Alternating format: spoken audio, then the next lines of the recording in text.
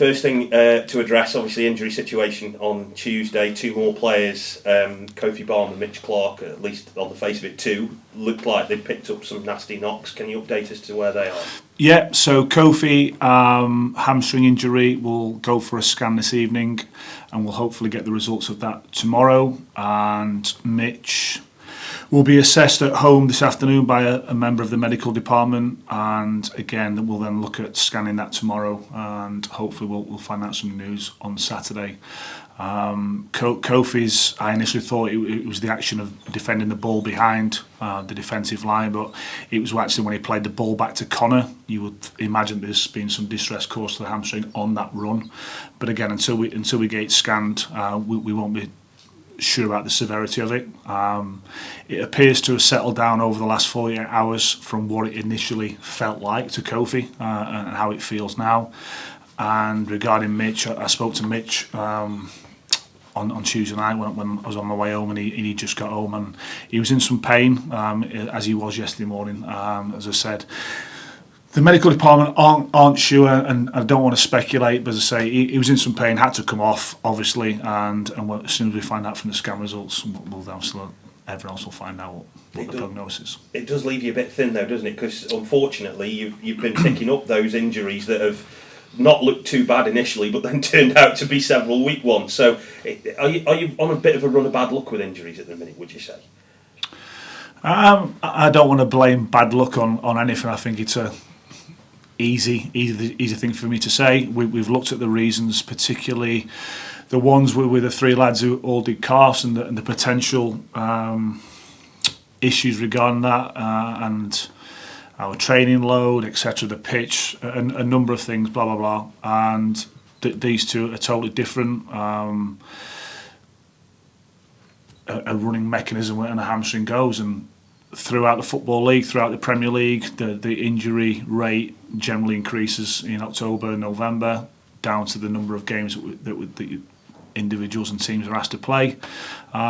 We can't do anything about it. We've got to get on with it. The squad we've got is the squad we've got. It gives other players an opportunity to come back into the squad and get game time. That's what it is. We'll get on with it. I'm not going to sit in and blame injuries for anything. We've unfortunately picked up some injuries to some key players within our team, but crack on. It's come at a time when you're on a run of form that's been difficult. The goal scoring has been difficult as well. How do you see the way through it? I know you've talked about between both boxes, you've improved and everything, but how do you improve from a coaching point of view or a management point of view? How do you change that at the top end? How do you get that cutting edge? We keep working. We keep working on the grass. Our our games program means that the amount of minutes we actually spend out on the grass is minimal. It's probably play recovery at this moment in time if you're in the team. So we have to find different solutions, whether that's on the grass, whether it's in the classroom, looking at clips individually, collectively, as a team, looking at our structure when we're attacking. We're looking at a variety of things, and we've now got maybe a bigger pool of selection to pick from at the top of the pitch compared to what we had a couple of weeks ago, which gives us different types of physical presence in the box. We've got a different profile of striker.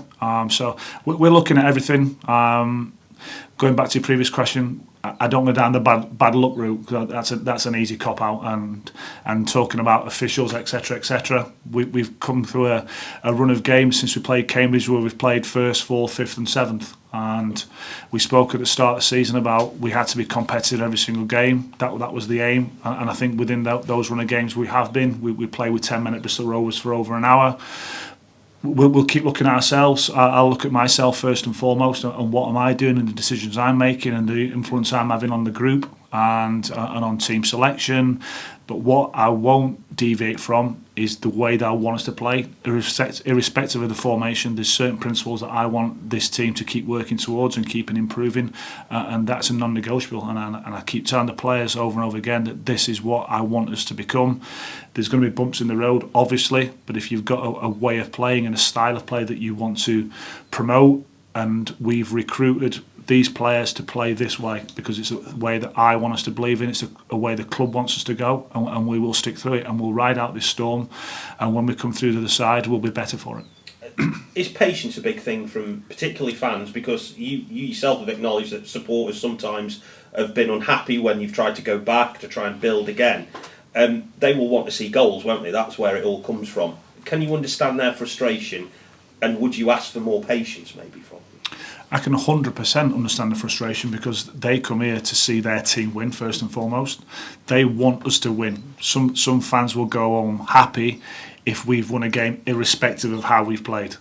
I have to look at it differently. I think if you want to win consistently, it's all about your performance and the process of how you're trying to play every single week, irrespective of formation. There has to be certain principles which we are building towards. So yeah, I get this frustration. We are not scoring goals. Are we creating opportunities? Yeah. Are we being ruthless enough in the final third? No. And it's something that we are looking at and trying to improve individually and collectively throughout the whole group. Is context Excuse me. Is context important at this stage of the season as well? Because you had the opening day aside, you had a really good run. Now you're finding things more difficult. The points gap between you and the top end of the league is not great. So is a bit of context important around this, about where you find yourself at this stage of the season compared to where maybe you were in the summer? Yeah, and I would say that the run of games we've just had against the opponents we've just played, first, fourth, fifth and seventh, when we've played them, we've been competitive in every single one of those games. We've only collected 1 point, absolutely hands up.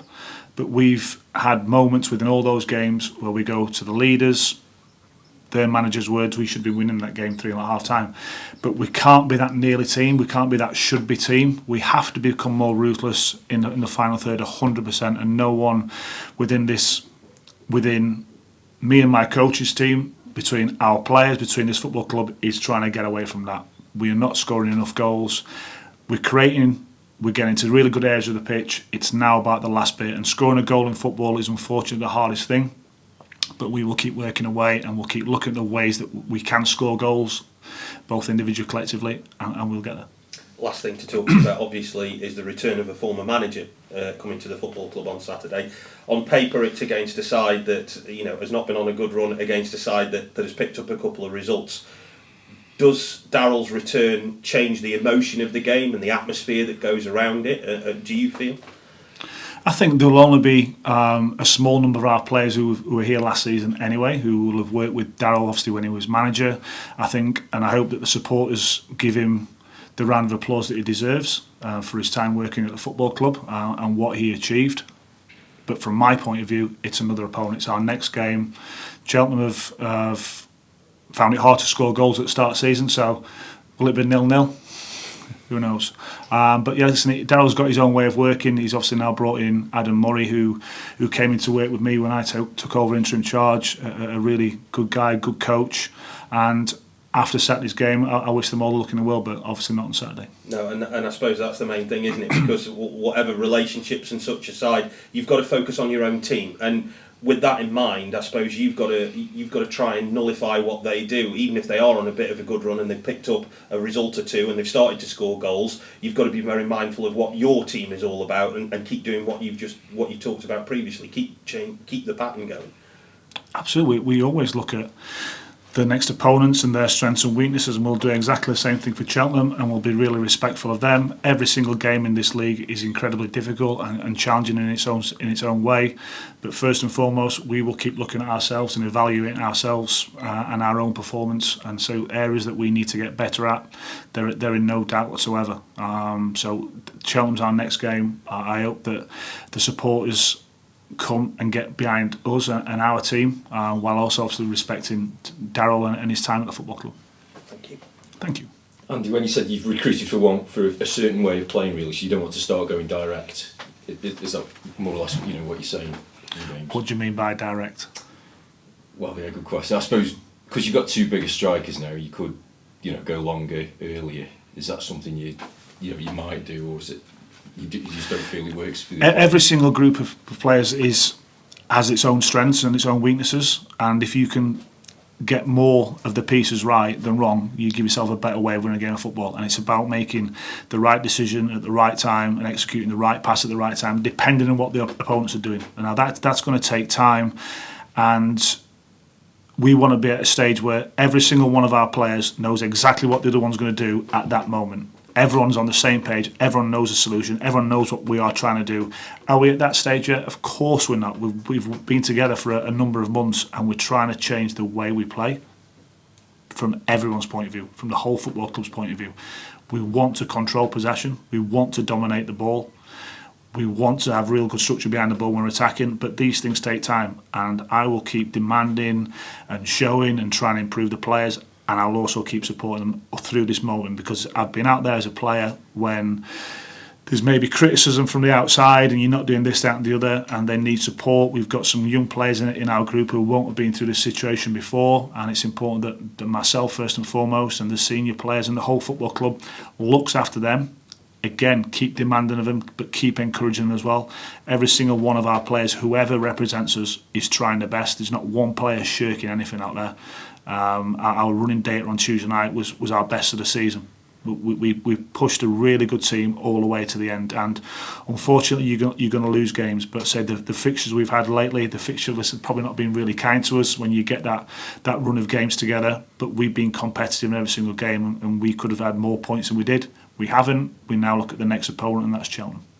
I just wanted to ask you as well about Lewis Cass, because I knew he wasn't in the squad. Has he got a knock, or has he just had enough defence? He did. No, he did. He did have a knock. He had to come out of training for a couple of games. He picked up something after Bristol Rovers, and he's now back in training and available for selection.